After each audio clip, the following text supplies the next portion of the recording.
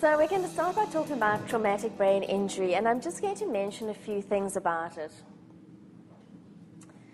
You get two basic types of traumatic brain injury. Open brain injury, where the skull has actually been cracked and the brain is exposed, and closed head injuries, where on the outside you don't see anything wrong, but on the inside there's been damage to the brain. And it varies in severity, and it's in neuropsychology, we have accepted three categories, in neurology as well: mild traumatic brain injury, moderate, and severe traumatic brain injury. Now, while neurologists and attorneys and so on always ask of us to indicate whether it's mild, moderate, or severe, the fact of the matter is somebody can have even a mild traumatic brain injury and it can severely affect their lives, depending on the nature and where the head injury is. So, for example, somebody with, executive function difficulties, it might be mild overall, but if you can't plan and monitor, and if you're socially inappropriate and so on, you're going to really struggle to keep your job. So, although we write in our reports whether it's mild, moderate, or severe, you always need to explain how that impacts a person's life. That's why we're neuropsychologists, because we're looking at how it affects the entire person. And one doesn't always, but sometimes you have a coup and a contra coup injury.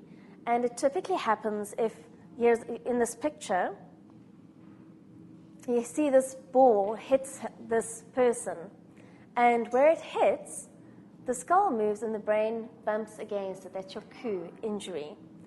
But as it swings over, the brain hits the other side, and it's your contra coup injury. So we'll often see, if you're doing an assessment, that you'll have, sometimes it's quite obvious, there's a cut or a bruise or something on the one side. And you can test that person, you can see the functioning in that area of the brain has been affected. But then sometimes, exactly on the opposite side of the brain, there are functions there that have been affected as well. Then you know it's a contra coup injury. And whenever you're testing somebody, you need to think to yourself, what is on the opposite side of the brain to that area that got the primary impact? And then make sure you also test for contra coup injuries. Now, there are three different ways that we can classify the severity of traumatic brain injury.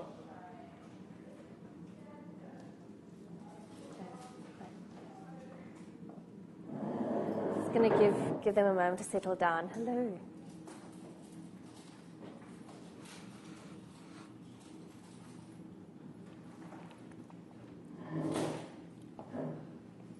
All right.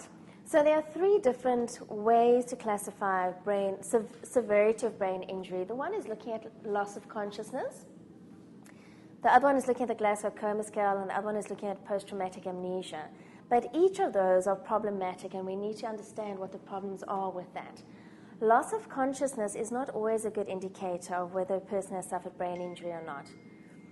We tend to lose consciousness if the brain stem has been damaged in some way.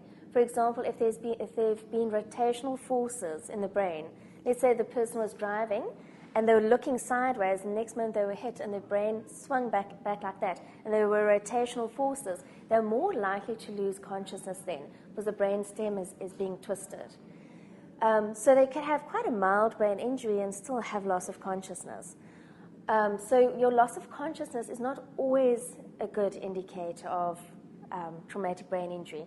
You can also find that the person could have had, let's say, a stroke, and there's a bleed in the one area of the brain, and while that might be quite a serious matter, they might not lose consciousness. So loss of consciousness is a fair indicator, but you've got to realize where its limitations are. The Glasgow Coma Scale, similarly, is useful, but you have to understand what the limitations are. Now, with the Glasgow Coma Scale, I'm sure you know this, you measure eye-opening, verbal responses, and motor responses. The whole of the Glasgow Coma Scale is out of 15. Eye-opening is 4 out of the 15, verbal responses 5 out of the 15, and motor responses 6 out of the 15.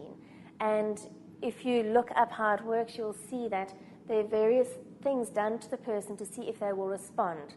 For example, will they open their eyes spontaneously, or will they only open their eyes if there's some pain applied to them? And usually you'll find in the hospitals, the medical staff all test Glasgow Coma Scale, because they're all trained to test it. So one often you'll see it in ambulance reports, you'll see it in the hospital notes, it's regularly measured. And to a large extent, it's a useful tool.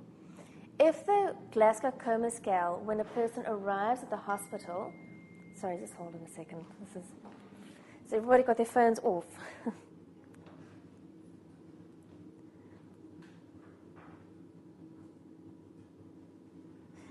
Paul, sorry, this is really important. Can I just quickly answer this?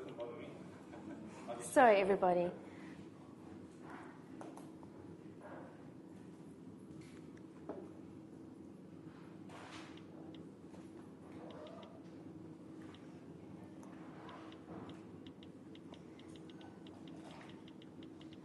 I'm going to tell you all what this is about, and then we can just edit it out afterwards. We're actually moving house today. So we worked till about midnight packing boxes last night, and woke up early this morning packing boxes, and then had to find school shoes that had gone missing. And you could have postponed that. No. So this is now the people at the other house that are meeting they've got to get in, and I can't get in, and so that's just what that's about. Okay. And when I go from here, I go to the new house and start unpacking the boxes. Okay, so that's also why I'm looking a little dreary today, and the dark lines in the eyes and so on. Okay, let's get back to this. So usually when a person is found, so for example, if the ambulance has found the person, or the person arrives at the hospital, usually your first measure of the Glasgow Coma Scale, they look at what that measure is. And if it's between 13 and 15, it's normally classified as a mild traumatic brain injury. If it's between 9 and 12, then moderate. And if it's 8 or less, then it's severe. And if it's 8 or less, then the person's completely unconscious. But there are problems with the Glasgow Coma Scale as well, because you don't always know how long has the person, let's say it was a motor vehicle accident, how long has the person been lying there before they were found, before the first Glasgow Coma Scale was taken? And the other problems with it is sometimes people are intoxicated. Sometimes they've been taking drugs, and it affects their alertness and their wakefulness. The other thing we have to look out for is, was the person sedated? You know, quite often an ambulance would come, they'll sedate the person. And then their Glasgow Coma Scale, when they arrive at hospital, is very low because they're not responding, they're not opening their eyes, and so on. So you've always got to look for the notes, were they sedated, try and get a time of when's the first time that the Glasgow Coma Scale was noted. The other thing is, sometimes people have to be, they have to have the oxygen, and there's a tube down their throat, so then they can't give your verbal responses automatically. But what is normally scored then is, instead of, they'll score the eye opening, they'll score the motor response, but in terms of verbal response, they won't give a number for the verbal response. They'll just say T. Then you know that they were intubated. Okay. And if there's a T, then you don't really know what the person's Glasgow Coma Scale is. But you can, for example, let's say their eye opening was 4 out of 4, and their verbal responses was 5 out of 5. Well, then you know they had at least a 19 out of 15 Glasgow Coma Scale when they arrived. So you know that it's possibly mild. Okay.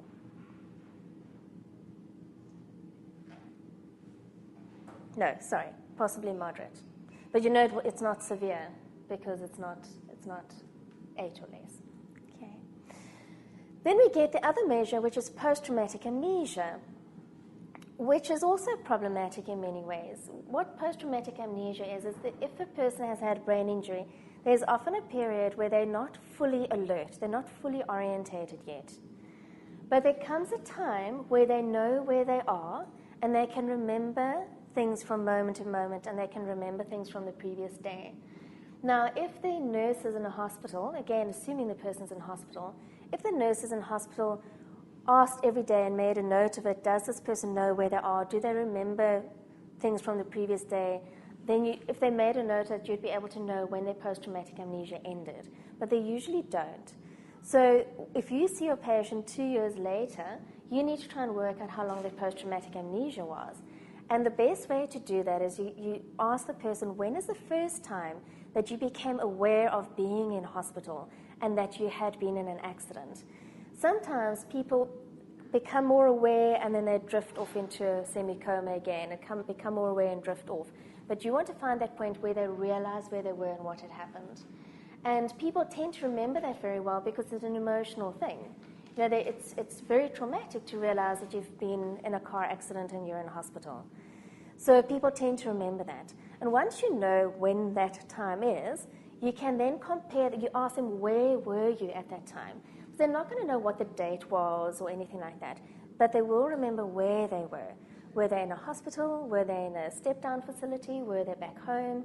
And you can then look at your medical notes and try to determine where they were at that stage. And depending on the level of post-traumatic amnesia, or the length, rather, of post-traumatic amnesia, you can also work out whether it's moderate or mild or severe. And to get that classification system, you can just look on the Neuropsychology SA website. It does have that classification system there. So if you can determine when the post-traumatic amnesia ended, and you can determine where they were and the length of post-traumatic amnesia, that is a far better, more reliable measure of injury, severity of injury, than your loss of consciousness and your Glasgow Coma Scale. Okay. Now, if you're assessing a person who's had a traumatic brain injury, you really have to understand the brain very well, because you have to understand which areas were injured and how that might have affected the person. But you also need to think about the age of the person. And remember, we spoke about children. We said there's a certain age where children are less vulnerable to the effects of a brain injury than other ages. So you need to think about the age of the person.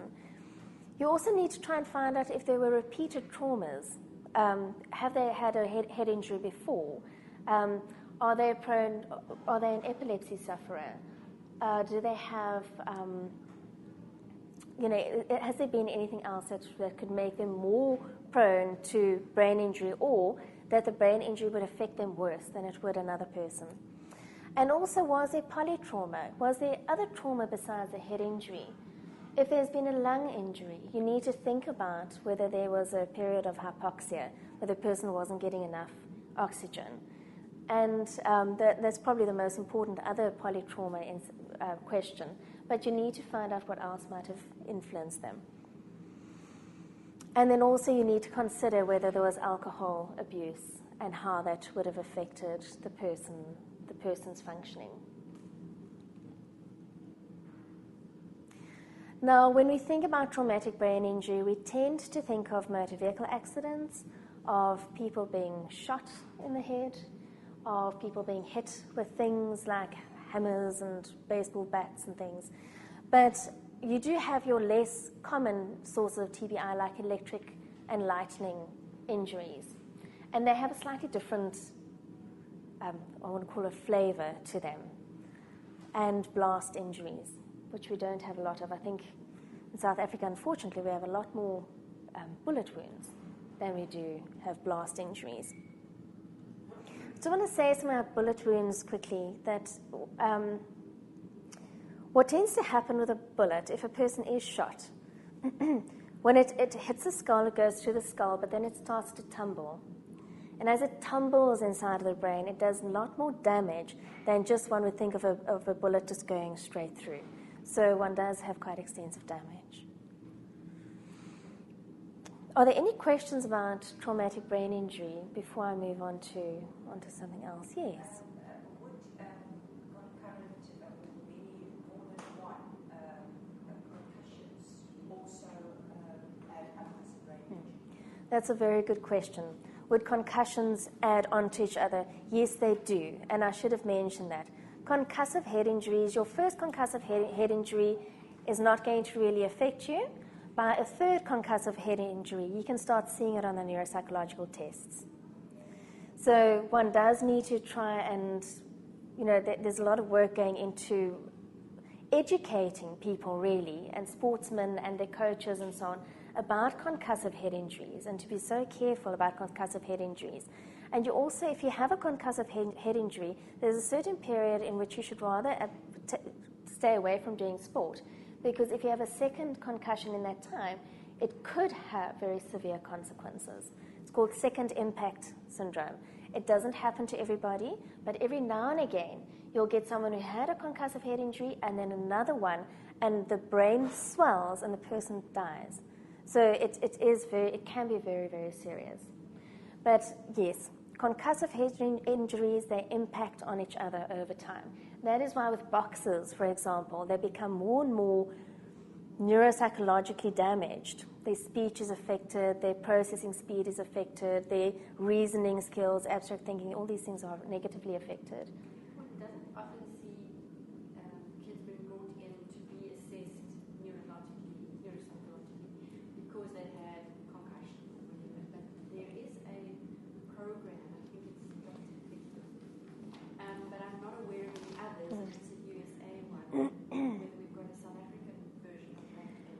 We have the impact test. I don't know if this is the one that you're thinking of. And Anne Edwards and Vicky Alexander has been doing a lot of work on the impact test and collecting norms for South African children. And is it a different set of tests that one would typically use in that impact versus what one typically uses for? It is the impact test, from what I understand, because I've actually never seen it, I've never worked with it, but my understanding is very, very brief, so that you can actually do it on the sideline. Just very short little tests and indicators to check. Like on the side of the field? On the side of the field. So you even get impact apps that coaches and parents and so on can download to check if a child has, to what extent they've suffered a concussive head injury. Because you also get degrees of concussion and, when to rather keep the child off the field. It's a whole sort of new, well, not new, but it's a very important area of neuropsychology that I think is underappreciated. I think because parents don't send their children into a neuropsychologist to be assessed, but there's definitely that need on the sports field for people to be aware and to be able to quickly measure the child's level of consciousness.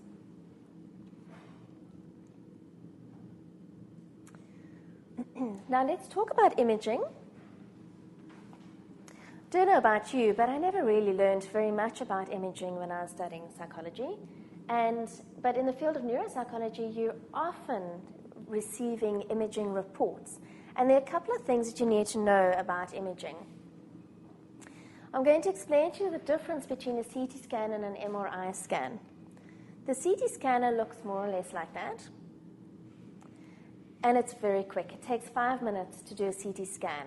So it's very good for emergencies. If the doctors need to very quickly know where there's a big hemorrhage on the brain, they can do a quick CT scan. It's also less expensive than an MRI. But the person does get some radiation exposure. So you don't want too many CT scans being done. And you don't really want a CT scan done on a young child. And certainly not on a pregnant woman. With a CT scan, if you have metal implants of some sorts, that's fine. It's not a problem. But it can't accommodate very large people, like people who are over 450 pounds, which relates to about 204 kilograms.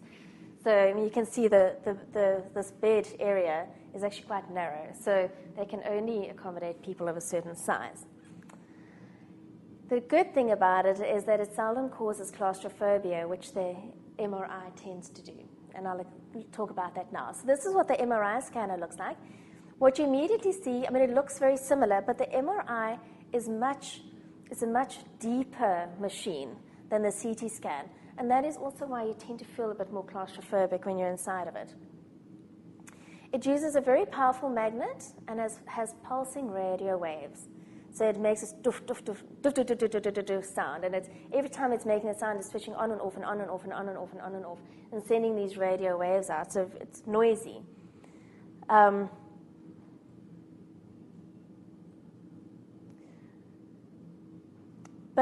the benefit of it is that it gives very much more detail, higher definition detail of what is going on in the brain. I'm going to show you the pictures of them now. It also takes longer, so if it's an emergency situation, you can't do a quick MRI. It's much more expensive. But the good thing is that there's no radiation exposure. So, for example, a pregnant woman would more easily be able to have an MRI. But you can't scan people who have metal implants or even tattoos or pacemakers. And if you, for example, have a bullet lodged in you, then it will dislodge the bullet. There was a time I thought it would pull it right out, but it actually doesn't. But it can dislodge the bullet, and that in itself can cause damage. So one has to be very careful with what is going, what sort of implants and so on a person has. And with this, it can't take people that are larger than 159 kilograms. So you have to be even smaller to be able to have an MRI. And of course, as I said, one does tend to feel more claustrophobic because it's right here around your head and it's noisy and it's actually very distressing. You can't imagine a pregnant lady going next that kind of blocks the tube. Very.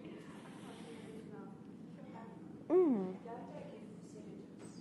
Or sometimes I suppose they can't give a sedative for someone to see what's going on in the brain because one of the guys who came to me for traumatic debriefing or resolving was actually not giving the sedative Okay. when he was put in. All right. The doctors would probably have to weigh up the benefits and the risks of sedating a person. They don't just put a child into an MRI, they almost always sedate a child. But because children are not going to be able to lie still. And they give you a little button that you can press if you can get distressed, but you've got to lie very still, and it's for a long time, and it's noisy, and it's dark, and it's scary, and it's claustrophobic. So it's not a very nice experience, and you can't expect a child to go in there. But if you look at the two scans, the quality of the scans that you can get, you can see this MRI is much clearer. So the CT is fine if you're picking up anything big, like a big hemorrhage or a tumor, big tumor, but the MRI is much clearer. And as technology is advancing, the MRIs are becoming even more clear. So let us look at what you need to think of if you're dealing with a CT scan. The first thing, you'll know you're looking at a CT scan if the skull is white, okay, because of the density of it. And the other thing to remember, if you're ever looking at a CT scan, look, we're not qualified to read CT scans or MRI scans, but still, if you see one, it's just good to know what you're looking at. And remember that left is right and right is left. So you need to imagine that you're viewing the person as if you're looking up from their feet. Usually, with a normal, it's not for a normal CT scan, the ventricles are quite distinctive. Here are the ventricles over here. This scan is a slice this way, okay? And you're looking at it from the top. So here are the ventricles, and they should be quite clear. And the third ventricle needs to be visible, and here's your third ventricle here, and it needs to be there along the midline. So one of the things the radiologists look at is, has there been a midline shift? And this is quite a good indicator. So this is a very normal brain, so there's been no midline shift there. The third ventricle is in place. The basal cisterns here, you often read in reports that talk about the basal cisterns are patent. These are the basal cisterns there. So the basal cistern is a fluid-filled space around the back of the midbrain. Blood clots or swelling of the brain may cause this to become narrowed or not visible at all. So that they look to see if they can see it. If they can't see it, then maybe there's something that is a space-occupying lesion, or there is a swelling or something that is pushing the brain outwards. The frontal horns or the lateral ventricles over here are symmetrical. The one side needs to look like the other side pretty much, with a septum between them in the midline. So that's a nice normal looking CT scan. So let's look at an abnormal one. you can see these yellow dots down here. That's the true midline, where it's supposed to be. And immediately you can see that the frontal horns have been shifted over to the left. Remember, this is the left and that's the right. So it's been shifted over to the left. And the third ventricle, you can hardly see now, or you can't see at all. It's also, if you look for the basal cisterns, you don't see them here. So you know there's something that is happening here that is pushing the brain over across the midline and causing it to be squashed. If you're looking at diffuse axonal injury, something that you need to remember with diffuse axonal injury is that, well, two things really. Our neuropsychological tests are much more sensitive in picking up diffuse axonal injury than the MRI scans are, and certainly the CT scans are.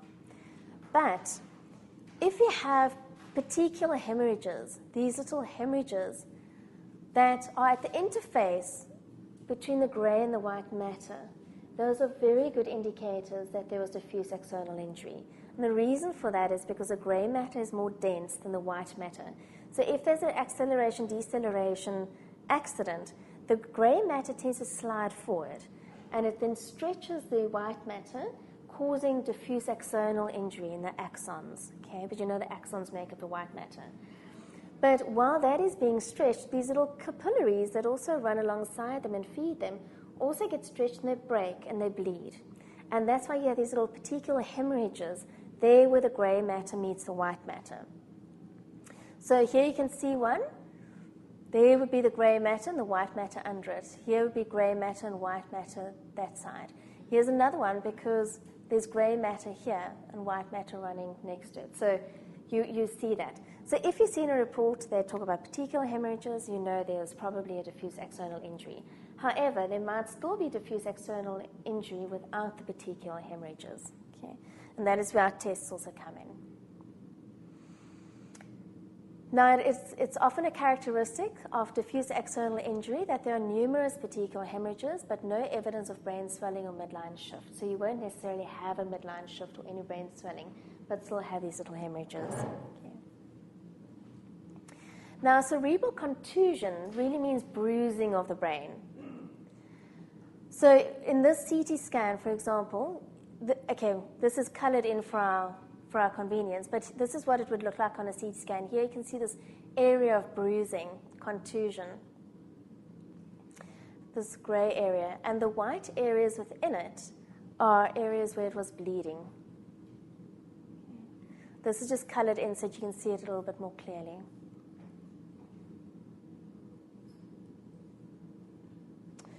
Now, when it comes to Alzheimer's patients, the MRI scans and CT scans are very useful in trying to diagnose that as well. But again, our tests pick it up Alzheimer's much earlier, years earlier, than it would on a brain scan.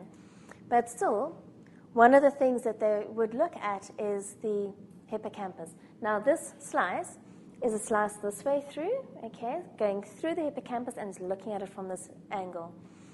And this here is your hippocampus. Now, this is a normal brain. This is a severe atrophied brain. Here's your hippocampus over there.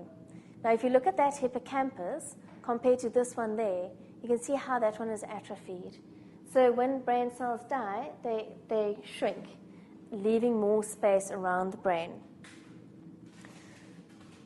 Now, you know that the hippocampus is responsible for forming memory and storing and organizing information for memory purposes. So it would make sense that if somebody has Alzheimer's, it's the hippocampus that's affected first.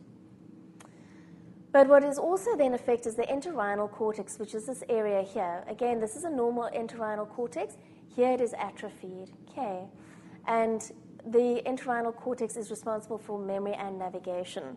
And then the third area that one looks at is the perirhinal cortex over there. Again, here's a healthy perirhinal cortex. Here's an atrophied one. And the perirhinal cortex is responsible for object perception, memory, and associations. Now, just have a look at these two pictures again. These are the ventricles over there.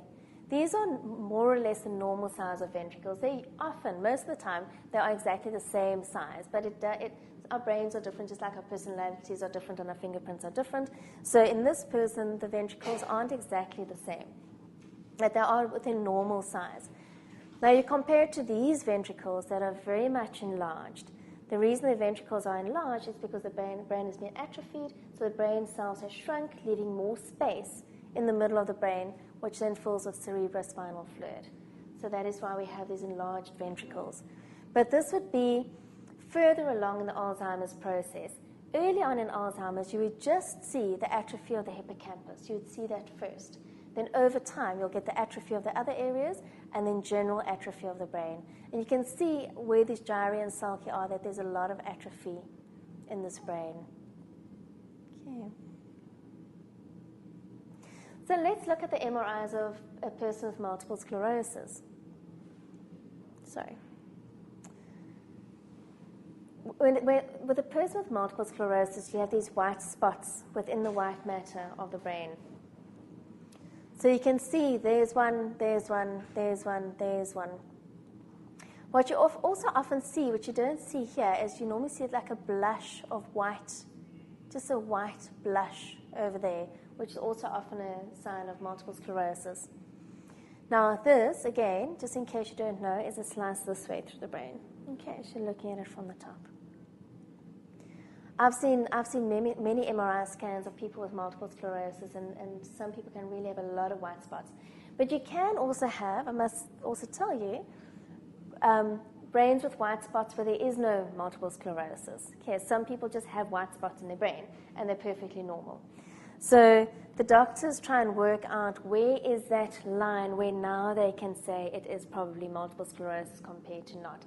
And sometimes they wait and rescan the person in about 6 months' time to see if there is appearance of more white spots. Brain tumors are, this one is very clear on the MRI. You can see this big white spot over there. This brain tumor, you can see, isn't having a mass effect. If something has a mass effect on the brain, it means that it's pushing the brain aside. And some tumors will do that. As they grow, they push the brain matter aside. But some tumors infiltrate the brain matter, in which case it doesn't have a mass effect. So if it has a mass effect, then you will start looking at midline shift and just things getting out of proportion. But if there's no mass effect, then you're not going to have any sort of midline shift.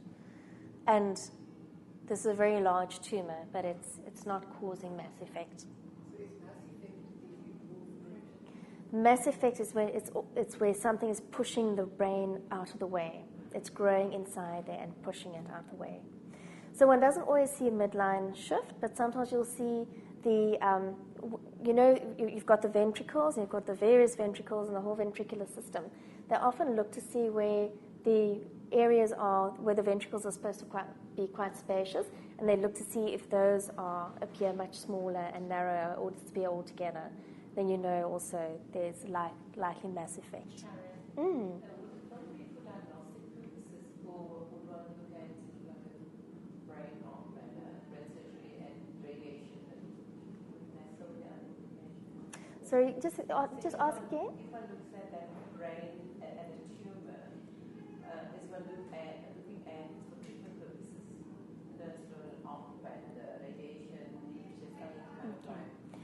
When it comes to tumors, there are specialists that know exactly what, the radiologists as well are partly specialists in trying to understand what type of tumor it is. But then, of course, you have the oncologists also have to look at what type of tumor it is. Because some tumors, they actually just leave there because they're not doing any harm, and it would be more harmful, or there's a greater risk of harm, by operating on the brain and trying to remove it. Sometimes they'll treat it with radiation, but radiation also has negative effects on the rest of the brain. So you can only do so much radiation, and you're also the negative aspects of it are outweighing the attempt to treat it. And then, of course, sometimes they will just operate and try and remove it. Sometimes it's quite well defined; it can just almost be sucked out. But other times, especially if it's infiltrated the brain, it's much more difficult to get out and very risky as well. And the doctors also, the neurologists and neurosurgeons, have to think very carefully about how do they get to it, depending on where it is. Do they go through the nose? Do they go through the eye? Do they actually make a hole and go through the skull? It's very tricky and very risky and very interesting as well.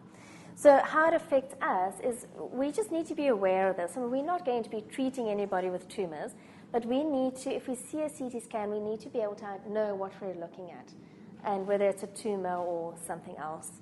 Okay. Now, PET scans, also known as positron emission tomography, they're the ones that have these, they're very colorful. And it goes from maximum to minimum levels of blood flow. So on a PET scan, maximum blood flow would be white. Okay, you don't see any white here. Minimum blood flow would be blue. So you can see these areas here have minimum blood flow. The green has a little bit more. The red has a little bit more. Okay, so they're really looking at blood flow in the brain. And that could be important for various reasons. You know, that a tumor is not going to have blood flow within it, for example.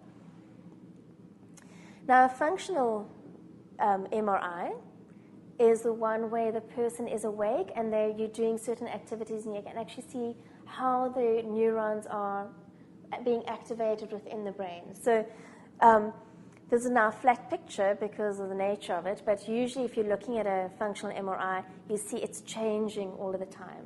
These colors change and so on. We're indicating where there's activation in the brain. And where that is particularly useful is in research, really, where you're trying to see, you know, if a person does this, which parts of the brain are involved. Then a very new type of scan that one gets now is a diffusion tensor imaging.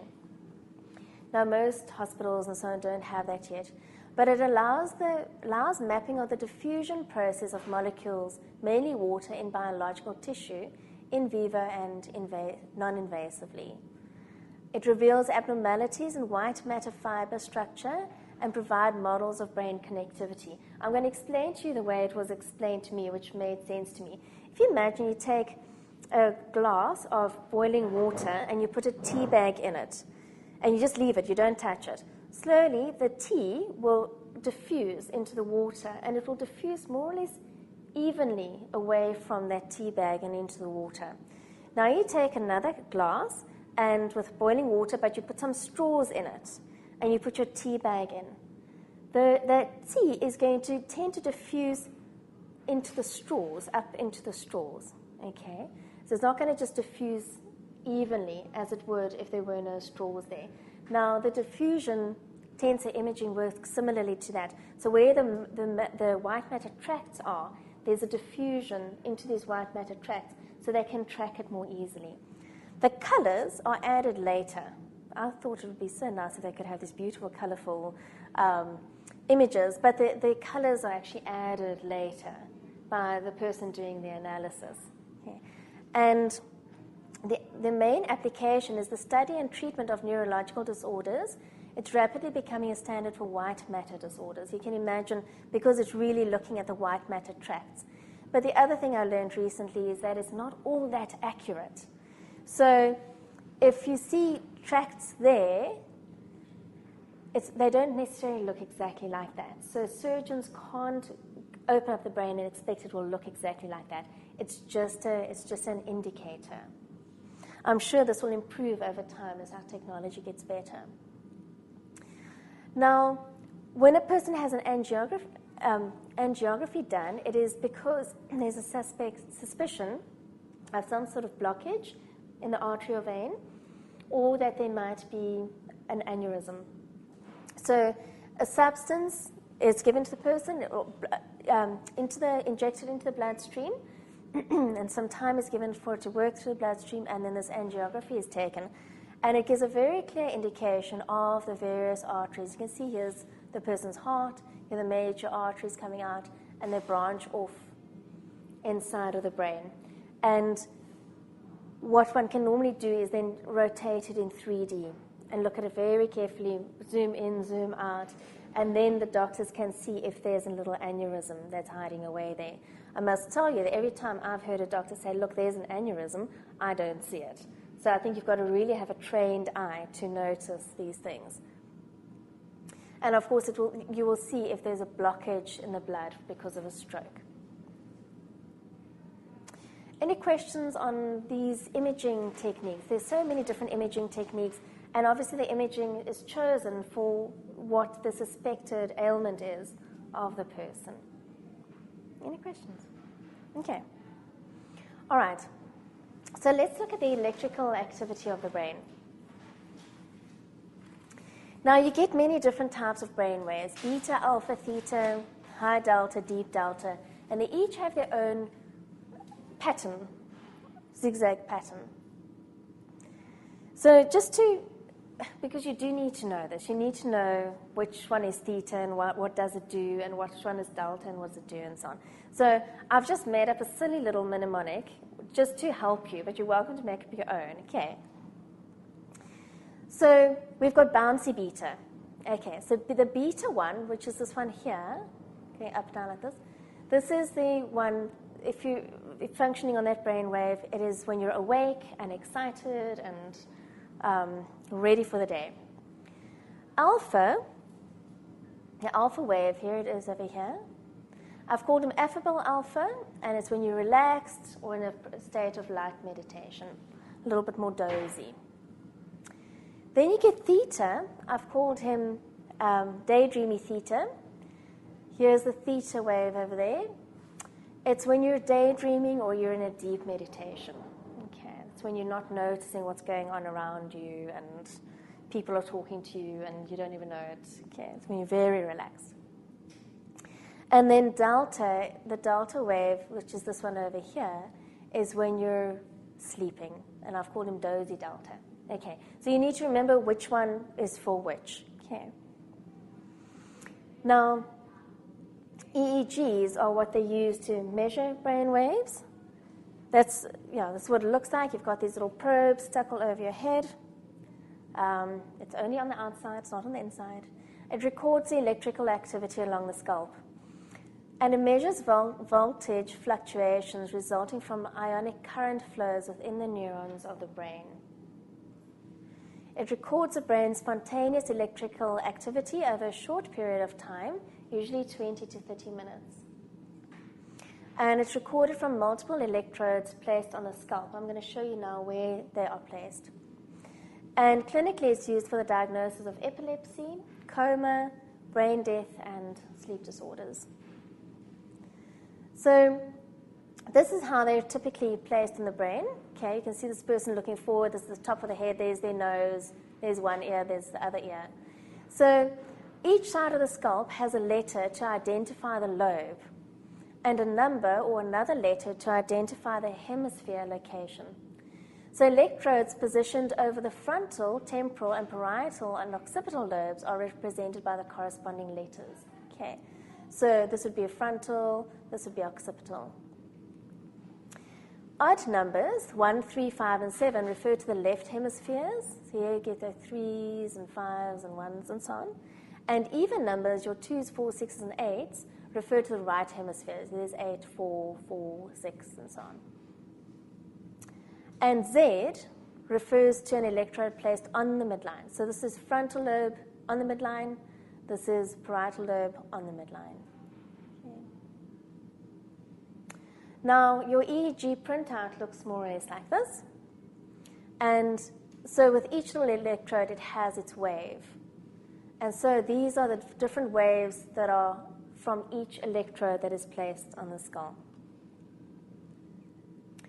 Now, as you know, as I mentioned, one of the reasons one has an EEG is to test for epilepsy. And we get focal seizures, we also get generalized seizures. Your normal EEG will look something like that. Your partial seizure, partial or focal seizure, in this picture, there's a little seizure over there, will look like this. You can see part of it is disturbed, but not all of it. And your generalized seizure looks like this, where the whole brain is being affected. You'll see all of the little lines are disturbed. Absent seizures look like this. And a petit mal epileptic fit looks like this, with waves and spikes. Grand mal looks like this. Here's the start of the grand mal seizure. And this is a grand mal seizure during the jerking phase. Okay. any questions about EEGs? Again, we don't need to read EEGs. We don't need to understand exactly how they work, but you do need to just have some idea of how it works and how to recognize the patterns. Would that typically, in your previous slide, would that typically be Oops, that sorry. there? Oh, this one, the absence seizures. Would the notes that we get, the medical notes, sometimes reflect what they found in the EEG in that format, not the actual rhythms, but actually that it's F3 and C3 and Highly unlikely. I think they will just say that there was some evidence of absence seizures or abnormalities or. But I suppose, depending on where you work, some neuropsychologists work very closely with doctors that do surgery and so on for epileptic activities. So, if you're working like an epileptic clinic, you'll probably have a lot more exposure to this. All right. Do you want to? Oh, you're right. Okay. All right, so let's move on to sleep and sleep pathologies. I'm going to go through this fairly quickly, but we're nearly finished. This is our last section. This is what our brain waves look like when we're awake, when we're sleeping lightly, during REM sleep, during deep sleep, and cerebral death looks like that, flat line. Okay. So let's hope we don't get there anytime soon. Okay, and we have sleep cycles. Now, I know you know this, but I'm just going to go through it anyway. This is when you're awake. Stage 1 is a low voltage mixed frequency. Deeper into sleep. Stage 2, where there are sleep spindles and K complexes. Stage 3, mostly slow waves. Stage 4, slow waves. And then you start to come out of it a little bit again, but you don't wake up. You're there, at that stage, you have REM sleep. Okay, so you're almost awake, but you're not. And then deeper sleep again, and then REM sleep, and then deeper sleep, and eventually you wake up and your sleep is finished. Okay. Something you must understand about during REM sleep is that your muscles become paralyzed while you have REM sleep. And that becomes very important in understanding sleep disorders. So I'm going to get to that in a moment. Now, one sleep disorder that many of us suffer from is insomnia. And there could be various reasons for that, so I'm not going to go into that. Restless leg syndrome, I don't know if any of you have ever experienced that, where you feel you can't sleep because you've got to move your legs. They just get really irritable and you have to move them. Sleep apnea is when you're not getting enough, you tend to stop breathing. And you wake up with a shock because you haven't been breathing, and it disturbs your sleep. And I just read some very interesting research in this week about sleep apnea and how people who have sleep apnea are more likely to form false memories. And if you think about how sleep and memory and so on works, you know that during REM sleep, that is when our memories become consolidated, and it moves from the hippocampus to the rest of the cortex. And if you're having disturbed sleep, then those memories don't get properly consolidated. So if you're having sleep apnea and you keep waking up, you're probably not getting proper REM sleep. So those memories probably aren't being consolidated correctly. So it would make sense that those people would be more prone to having false memories. Now, narcolepsy, I find an extremely interesting field. Remember I said to you, during REM sleep, our muscles become paralyzed. Okay, so now there's a reason for that, because when we dream, in our minds we are very active, and if we had to physically carry out those actions, we're going to be walking around and beating up my husband's next to us, or we're going to be acting out on it. So our muscles become paralyzed, and that's very normal. That's the way it's supposed to be. But things can go wrong. Okay, for example, you get people who sleepwalk. Where they do get up and walk around. It's because their muscles weren't paralyzed. Then you get sleep attacks, like that. Do you want to? Okay, sure, Paul.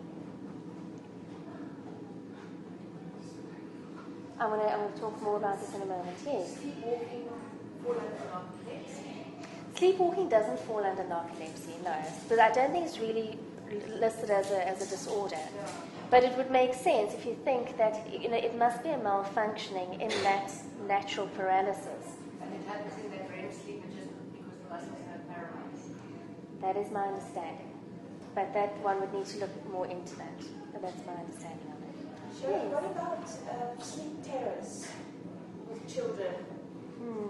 Is there that brain link with that, where they'll just wake up completely terrified without remembering it at all the next day.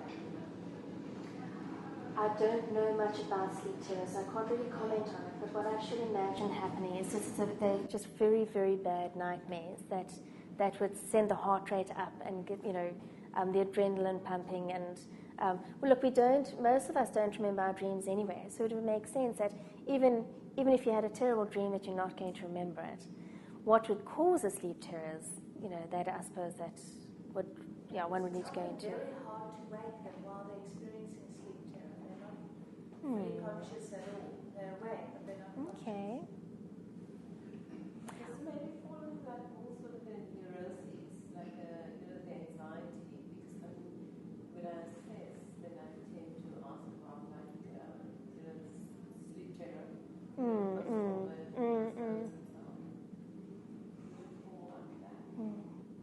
I can't really comment on that either.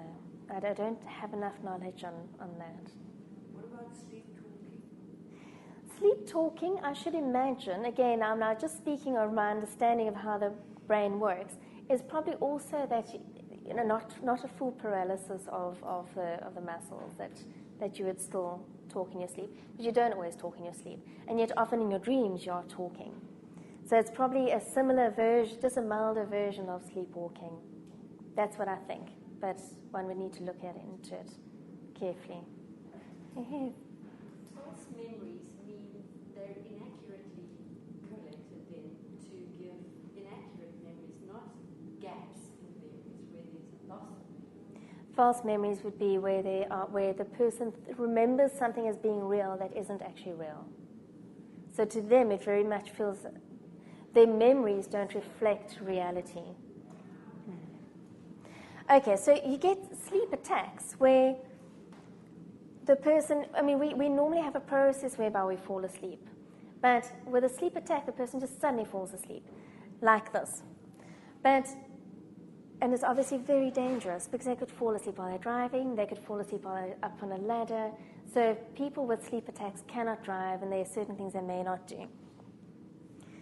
Cataplexy is where you'll be wide awake and everything's going fine, and suddenly all your muscles become paralyzed. Wrong time of the day, wrong association, but your brain gets it mixed up, and then suddenly you become paralyzed and you fall down. Hypnagogic hallucinations, on the other hand, are when you're dreaming, but you're actually awake. So you have these images in your mind and so on, as you do when you're dreaming, except now you're awake and you're busy doing something else, and suddenly you have these, what they call hypnagogic hallucinations. It's just the system going wrong. And then sleep paralysis, which is the one that I find extremely interesting, and it's highly common, that you become paralyzed, or you are still paralyzed after you've woken up. So you'll get people who tell you that they will sometimes wake up and they can't move. But what makes it particularly interesting is that it tends to be associated with certain other things. There's a sense of intense fear, or a sense of doom, impending doom. There's a sense of another presence with them or approaching them. There's often a feeling of being pressed down on the chest. And there's a cultural interpretation of the presence in the room. And I've attended some very interesting presentations once on these two Egyptian doctors who were going around country to country and looking at the cultural impact of this. So, for example, in the sort of British area, the people the fear they have, the presence they feel is the old hag. Now, I don't know the old hag, but it's apparently something that they really, really fear. In other cultures, it would be other things. In America, he's associated with UFO abductions, that they think these are UFOs. And people that I've spoken to who experience this, colleagues and so on, as I said, it's very common, who experience it, they associate it with the that little man, Tokalos, the little Tokalos.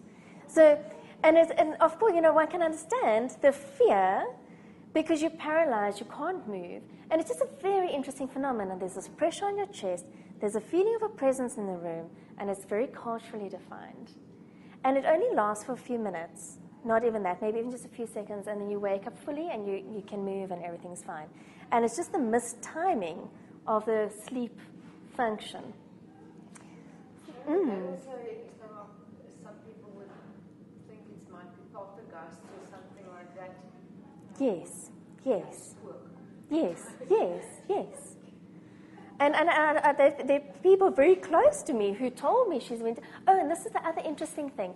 It often happens when you sleep in somebody else's house, when the sleep environment is different. So I've had people very close to me saying, that house is haunted because I went to sleep there and I could feel there was this thing nearby me. And I said, well, what did you do? No, I couldn't do anything. I was so scared. I just lay there. But not, so it's just a very interesting phenomenon. It's something I'd love to do more research on, what particularly about the tokolos and, people's perceptions of it. How would that fall into that whole concept where people sometimes say that they dream that they have to get away from a situation and that they can't run, can't get away from it? Now that's interesting. I've never really put those two things together, but you're probably right. It probably has a lot to do with because you're paralyzed, you can't move. So that you're also aware of that in your dreams. You're running away, you can't get away, because physically you actually can't move. And that whole experience, which I think probably many people have had, that you fall asleep and then it feels like you're falling. Yes. I don't know, but that's a very good question because I think that's also very common, and there must be a good reason for that as well, and probably would also just have to do with the sleep phenomenon. Where this has also become quite prominent, I saw something once on TV about people that got up in the middle of the night, say they were dreaming, and went and murdered somebody. And said they don't remember any of it, they were walking in their sleep. And this whole thing came up of, to what extent were they aware? Can you be dreaming and you're not paralyzed and you actually get up and act out what you're dreaming? So it becomes, it's a very interesting question. Do you perhaps have a slide on muscle spasm or something that interferes with EEG or interflow? I don't, but one can look for something. One of my friends is a neurologist, and he says it's often misdiagnosed because of the muscle movement, muscle spasms, and some of the artifacts in the room that might cause irregular. Really? I must tell you, I'm very skeptical about EEGs, and I'm just telling you this. I'm not going to put this on the tape. Because, the EEG measurement is between 20 minutes and 40 minutes. So who says the person's going to have a seizure in that time? So maybe I just don't have enough knowledge about this. But I just know if I suspect a person is having seizures of some sort, I send them to a sleep clinic where they can actually measure them for like 24 hours at a time. This very brief assessment, I'm not convinced that this is really picking up everything it should. In Western Cape, we are our sleep clinic. We have a very good one apparently at UCT. I don't know exactly where, but that's the only one I'm aware of. There probably are others, and the one at UCT is also quite closely linked to their psychology department. So some of the students there are doing research on sleep and sleep disorders and so on. Some of their neuropsychology students. Sharon, the sleep disorders, does that indicate brain pathology or not necessarily? Not necessarily, no. But could it indicate brain pathology? It could. If you see a sleep disorder? It could. We were taught that a normal EEG does not exclude anything else. Okay. Maybe just in those 20 minutes you take it, there's no similar activity. Okay, so you're in agreement with that. I can't remember when I've seen it, might be a false memory. I somehow said that I've seen a notice of saying sleep clinic as you go to Mediclinic van Really? So yes, I've had 3 sleep studies there. Oh my goodness, so there's one right here on our doorstep. Oh, that's good to know, thank you. the time, we were just maybe I want you to say a quick note, because one can't think about sleep without thinking about memory. Remember that a person has to have REM sleep to have memories consolidated. So if a person is not sleeping well for whatever reason, their memory is going to be affected, negatively affected. So if you think of a young mother with a young baby that's waking up every hour or so, and you think about how they say, those first 6 weeks just went past in a blur, I can't remember anything from it, it's probably because those memories didn't get a chance to get consolidated. And the other quick thing I want to say about that is that if you're studying, and I might have mentioned this before, so forgive me if my memory's not all that good. If you, most of you are studying, I hope you're studying really hard. Remember, if you're writing an exam or something like that, sleep on it first. Some students, and give this advice to if you're working with people who are studying, some people prefer to study till late at night and then sleep and then go write an exam. Others prefer to sleep, wake up early and study and write the exam. The one who sleeps after they've studied has an advantage because that information is being consolidated. The one who doesn't sleep between the time they've studied and written the exam are at a disadvantage because they haven't had that time to consolidate the information. Okay, just something to bear in mind. Okay. So if someone has a lifelong bad sleeping pattern, they'll probably have sketchy memory as well. They would have, yes, they would. If they suffer from insomnia or they have sleep apnea, you will probably find that they have sketchy memory. And it's not only because they're tired in the day. It is also, but that could also be a component of it. It's because those memories aren't being consolidated. Sketchy versus false. Yes, sketchy versus false, yes. Yeah. Remember when most of our memories are very unreliable, very, very unreliable. Because when the information is stored, only certain aspects of it are stored. And when you remember it, only certain aspects of it are remembered, and the brain makes up the rest. Even if you sleep well, your brain makes up the rest. And this is why you can have two people that experience exactly the same thing and they'll remember it differently. And this is why eyewitnesses aren't very reliable in court, because your brain makes up, it fills in the gaps for you. And the other thing is, every time you remember something and you store it again, it gets restored and it is prone to error every time. So if it's something, a big event in your life, and you tend to talk about it a lot, every time you remember it and talk about it, and it gets restored with errors. And you remember it later again, you talk about it, it gets stored with errors. And that's why when you caught a fish and it was this big, and later it was this big, and later it was this big, or you just remember these details, somebody else will say, but it wasn't that way. It wasn't that way at your wedding, it wasn't that, but you remember it that way. And your memories are real, but they don't necessarily reflect reality as it was. So you can't say you're lying, because that's how you remember it. So the court's going to have a field day. That is why you can't really use people as eyewitnesses. And I can talk very long about this topic, which I'm not going to, because we need to stop and we need to take a break and have some tea. This is what you need to read today for this period. And remember I said right in the beginning, we come to a time where there's a lot less to read. There's one tutorial where there really isn't that much to go through. This is it. Okay, so you don't have any major chapters to read. There's a little bit of this, a little bit of that. The information is still very important, so do go through it for the exam, but there isn't that much to read. So this coming period is a good time to catch up on if you happen to be falling behind. I'm sure nobody's falling behind. You're all keeping up beautifully. In fact, you're all far ahead of me and you've read ahead. Okay, so thank you very much for being here. We're going to take our break and have some tea.